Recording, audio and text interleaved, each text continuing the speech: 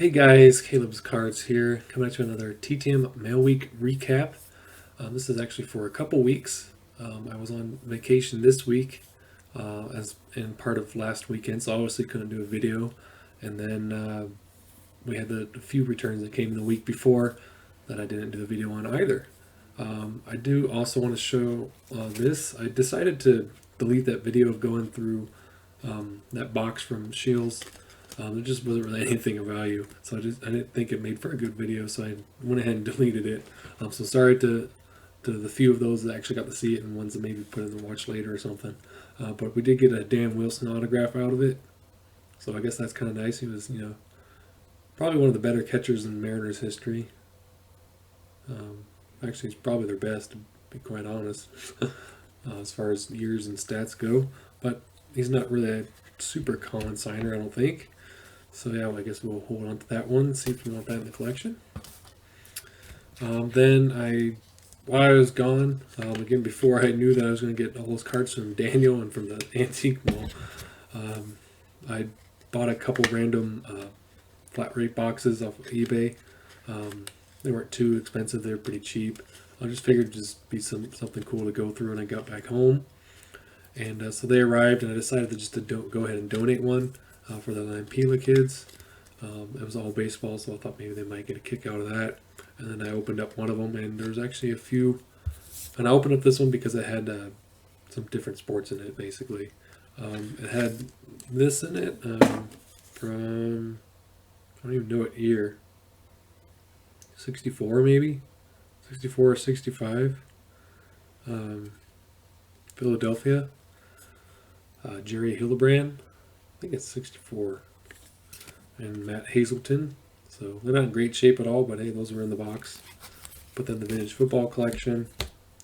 There's this Des Bryant in a screw down, or it's lunchtime, or magnetic rookie card. So I don't know if I have a Des Bryant rookie card for 2010 Topps. I might, but probably won't leave that in the screw down, or magnetic. I mean, I don't like keep saying screw down. There's this Joe Sakic autograph in a really yellowed top loader. So that's kind of cool. It's got I don't know if that's from Topps or if that's just somebody putting it on like a security sticker on it. I think the top stickers usually have Topps on it, so. But it kind of looks like his signature I have him on a photo, so we'll double check that one. But hey, don't know if we'll hold on to that or if we'll save that for a prize or a gift or something in the future. I thought that was cool. There's another magnetic with Tony Romo in it. It's all scratched up though, so that's not even usable anymore really, unless it can buff out. So probably just be taking those cards out and putting those in the recycling or something. Then there's this numbered 29 of 150 Giancarlo Stanton from Topps. I don't know what that even brand is. I'm not familiar with the new brands. So I don't know. It's a number card going the Giancarlo Stanton section there of my star binders. So hey, and then there's just a bunch of random cards which I already put them away, sort them into their teams and stars, and so there's a few that add. Hopefully they add to the binders, maybe some upgrades, so we'll see. Also, I was thinking about creating some new binders, doing like a baseball all-star binders for AL and NL. For some reason I was thinking the all-star game started back in the 60s, but it's actually been around since like the 30s or 40s. But I was thinking, primarily you do like Topps as a flagship, but if there's like an all-star set, maybe you can go after that. Because there's some good players, over the years that maybe they just didn't quite live up to the expectations for that long of a period for them to be still considered stars, I guess, and to put them in those binders that I sort them out into. But for the most part, those binders are just kind of like players I like, I guess, because there's even guys in there that people don't consider stars. But I was thinking of doing that maybe like an all-star binder, so that might be a future project. So I guess that's one reason why I've been picking up all these lots of cards if I find them for a good price. I mean, in comparison to what cards are going for new, or what people are trying to get on eBay and Facebook sometimes for just the junk wax era, I think with picking them up at these antique malls and stuff, it's actually working out to be quite a bit less. So in the end, I'm sure it'll work itself out. Just gotta make sure, you know, to tap the brakes a little and, you know when to stop and take a break. So I try not to, definitely try not to make sure I'm going in debt or something, but it's just kind of a fun thing to do on the side. So that's a project I might be working on. So we'll see.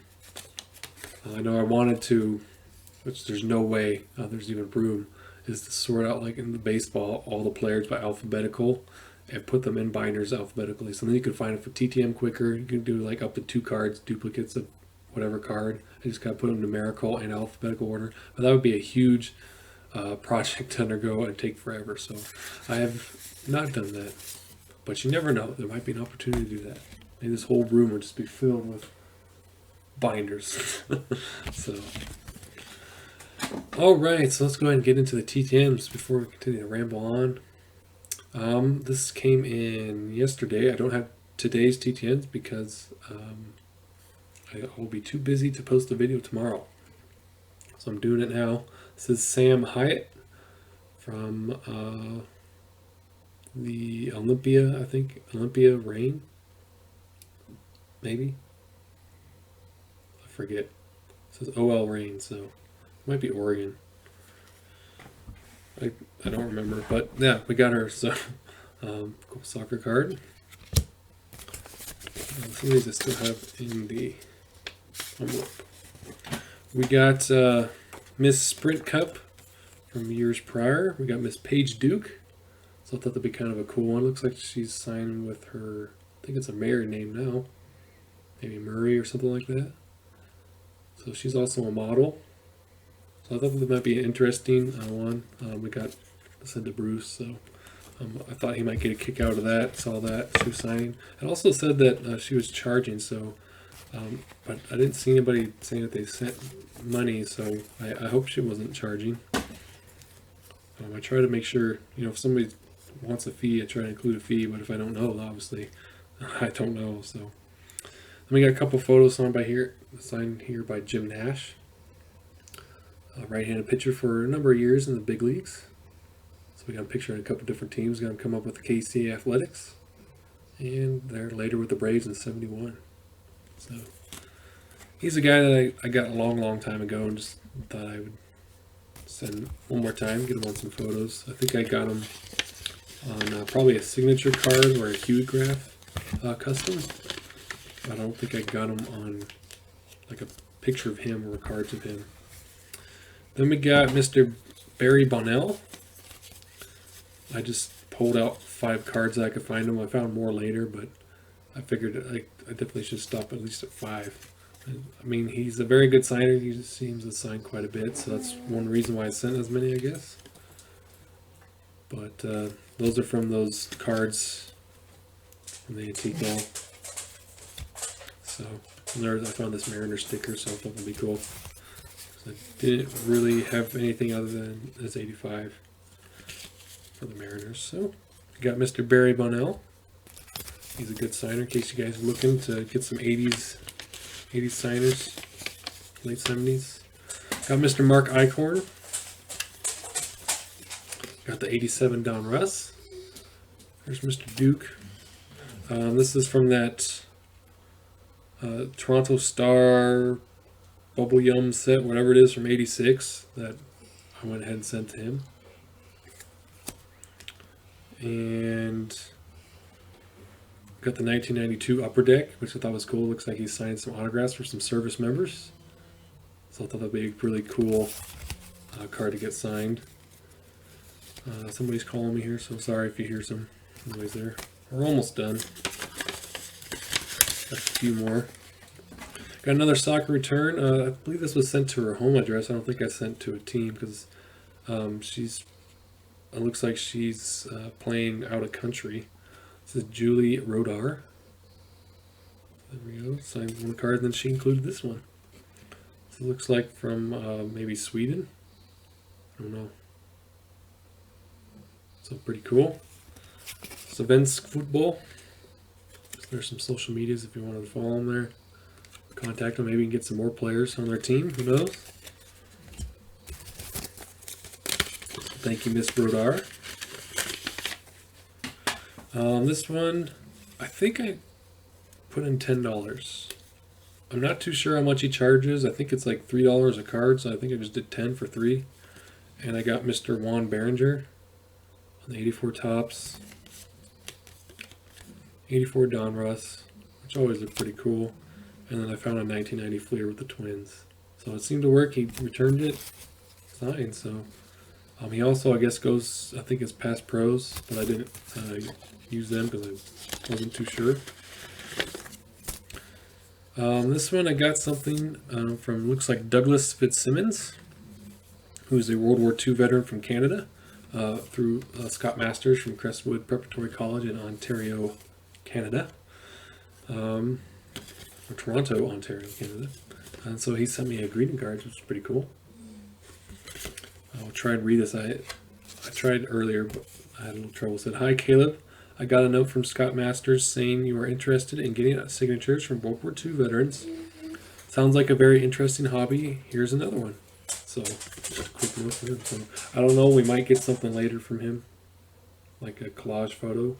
Not sure, but sometimes the World War II veterans, they've been including little extra cards out to me, so that's really nice, with little extra notes. And so definitely make sure you guys go check out his links down below. I think I'm going to, from now on, try to make sure his links are always down below, even in videos that they're not appearing in. I've been trying to put some things like that. So there's Cody's channel and business for artwork, if you ever want custom work done, as well as Autographs for a Cures. The link is down below there. So there's all kinds of helpful links down below in case you are, want to learn more about the hobby or expand the horizons on those things, and check out some cool content. So what you want to do? Likes my shoes for some reason. It's making a bunch of noise because he's got the cone of shame on today. This pretty pink cone of shame keeps him from yeah. Go lay down. Lay down. Come on, we're almost done. Yeah, but it keeps him from itching and biting at himself, and then he bleeds all over the carpet. That's why he's gotta wear that. So I think he's got a skin allergy or something. Been trying to get him to leave alone, so that's why he's gotta wear that. This is Callum Illett, who's IndyCar racing, I believe, or NHRA. Might be both. So I sent to him a while ago. So one of those is from Mr. Bruce. And it looks like we got a little typed letter from him as well. It says, "Hello, Caleb. Thank you for the nice note for requesting my autograph. It is pretty fascinating that you and your friend both collect and share. Must apologize for the delay in my response. It's been a hectic towards the end of the season, and some of my correspondence got shuffled around. I appreciate all my fans. I hope you enjoy the signed photos as much as I enjoyed seeing and signing them. Some warm regards, Caleb." So very cool. So very, very nice, generous young man there. So definitely don't worry about the delay or anything. I'm always happy to get it back. I send out, TTM return requests, hoping that they come back, and if they take a while or come back quickly, that's not too big of a bother. It used to bother me, I guess, when I was younger, when I first started, because you're like waiting to get the mail and can't wait to open them. But now it's like, I've sent out thousands over the years. Just so many different people that it's always a surprise when it comes. So definitely nothing wrong with being patient. So thank you so much, Callum. Then this one is also for Bruce. I believe she was in a Hitchcock film, I think, and she also did some modeling. This is Ingrid Good, who signed a couple 4x6 photos for me. So one of those is going to Bruce. Looks like she's getting off a plane there. That might actually be from a movie scene. I can't remember. And this one was like she didn't have a whole lot of stuff to choose from that at least would not come out super blurry. This one kind of did a little blurry, but wasn't too bad there. So very cool, Miss Ingrid Good. I don't remember if I showed this one already. This gentleman didn't have a whole lot to choose from either, but he primarily did like some acting in westerns, or maybe it'd be like a gangster or something like that. Leonard Mann back in the 70s and 80s. So signed lightly in pen, but it's there to Caleb. So very cool. All the best. I guess the signature is actually there in the blue, but very cool. Found that it's kind of a close shot from one of his first movies there. And did I show all of these already?